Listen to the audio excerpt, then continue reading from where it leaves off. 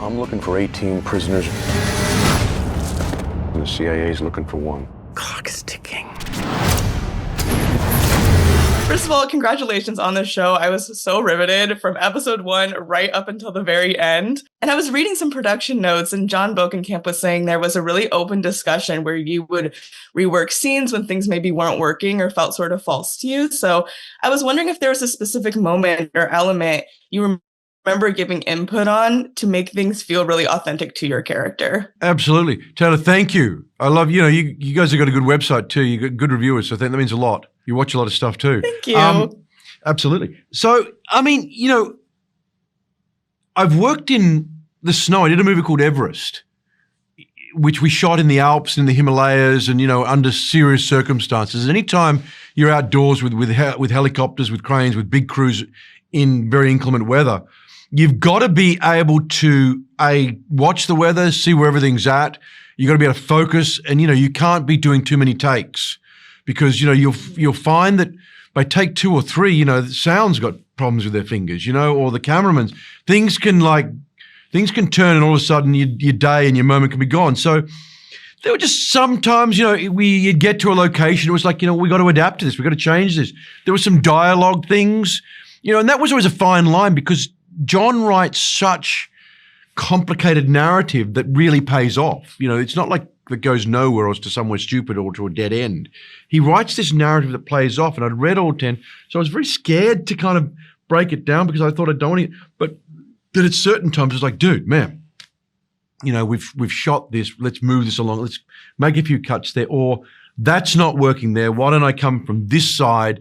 There's a big epic sequence we shot with all the big satellite dishes and all that. And that was changed because of time, weather, the cold itself, guns and different things and just, what could be shot. So we just simplified a few things, and you got to move on the spot with them because that's the way it goes, And, he's a collaborative dude, he understands, yep, okay, let's do it. Yeah, absolutely. And just the elements and playing with those, I think is part of what makes this show so special and unique. I feel like one of my favorite moments is in episode 3 where Frank throws the snowball at the inmate to sort of subdue him. Well, I didn't know the reference in the script was the baseball player moment where that dude threw it in some, 2000. And I was like, I'm going to Google that. Oh, there it is. There, boom, this is straight up. All right, that's what it is. All right, now, as an Australian, there's a few things I didn't kind of know.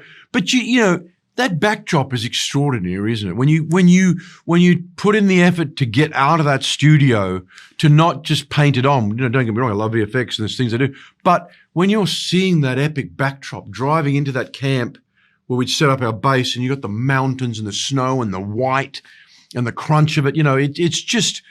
There's just an element that brings you in, that you lean into, that you enjoy. That was one of my favorite parts of it. That's one of the reasons I did it. Are we we're gonna shoot this on a green screen? No, great. It's gonna hurt, but that's what I want. Yeah. Well, I also read that you did a lot of your own stunts. You really pulled the Tom Cruise and got in there and did all of that. I'm so curious, what is the stunt that you were sort of most nervous for? And then which ended up actually being the most challenging for you? That first big epic one, out of the helicopter, I was nervous, but I really wanted to do that. You know what I mean? He'd done Extraction with Chris Hemsworth, who lives not far from me, when I go back to Australia sometimes. So I wanted Hemsworth to know that Clarke's after him. I'm coming, you know what I mean? You can do your big long oneers, but I'm on the way too.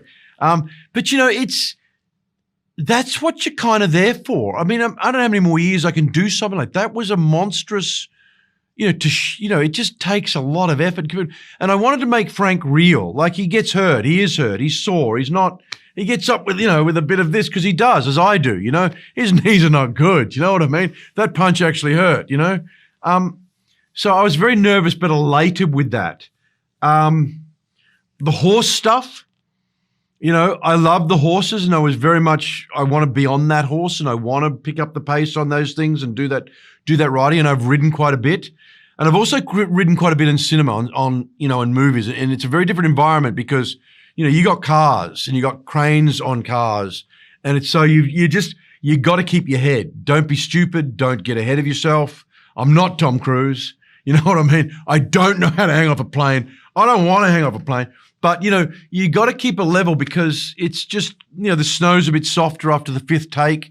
It's not the reality. There's a different cinema world when you do it. And those horses are beasts. But as long as you have great people around you and you have a very good open system of communication, and the wrangler's up and said, no, the horse needs 5 minutes to calm down. Or Jason, you know what, you actually went too wide there, mate.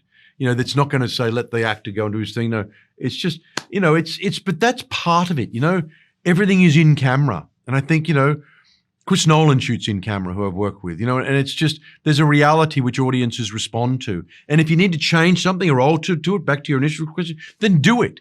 Because it's like, it's form, v content. Stick within the form, and it brings out more interesting ideas in the content, the reality of it. I'm too scared to do that. I think it's a bridge too far for me, but let's do this instead and you'll actually get me, Yeah, absolutely. I love the combination of the very big set pieces in action mixed with the very real family dynamics too, because he is such a family man and that's such a central aspect of his character. So I'm curious for you doing the character work, what did you imagine his own family and childhood to have sort of been like? I think intrinsically you draw on a lot of your own. I grew up in a very small country town. I went to the city. I pursued, this business that I'm still doing. I now enjoy going back to smaller places. I enjoy the simplicity of it, but you find an ease to work as well. You find a way, much more easy to work with now than being wound up, feeling the pressure, trying to, trying to keep your head above water, I guess. The family life is beautiful. I mean, when you get a scene like that boy with the marshmallows and the chocolate, and that little boy I had was one of the most extraordinary actors, particularly Charlie, that I've ever had. He listened like no other kid I've ever seen. He knew his lines, but he listened. And if you changed something, he wouldn't come in with something else. He'd just stay with you. He'd go with your lead. And you watch those scenes, and I think there's a beautiful, and that's, without giving away spoilers, that's a key into Frank's family dynamic. And this little man, and also the way he is with his son now, his older boy. There's a bit of distance between them. Whatever it is, you can't work it. But when he's missing, Frank, when it all kicks off, Frank's not considering his son as much as say he should, or his wife thinks he should. She's going, "Where's Luke? He's fine. They picked him up.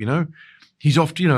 And you realize there's holes in Frank's makeup. There's cracks within there, and he is. Which I hope makes him more believable as you go, and you start to see, dude, man, she's right now. You got a point there. It's gonna drag you in closer. Having Simone to be there, someone I've known for many, many years, made it much more easy to have an easy relationship together. We had to watch each other's Australian and New Zealand accents. It's because it's when you get somebody around that pick up on it, it's really quite easy to pick up on it again. But there's a familiarity or there's more going on because you've got a connection. You don't have to build it. Yeah, I feel like that really, really shines through. And I loved that moment with the little boy in episode 3. That's one of my favorite scenes. That little boy was extraordinary. He really was. I'd change something in a scene and he'd trusted me within the scene that we're going to get back onto where we need to get to, but just little things that I do different, or he'd react to them and stay with it without overdoing it, without becoming scared of it. It was he was wonderful. The kid was great.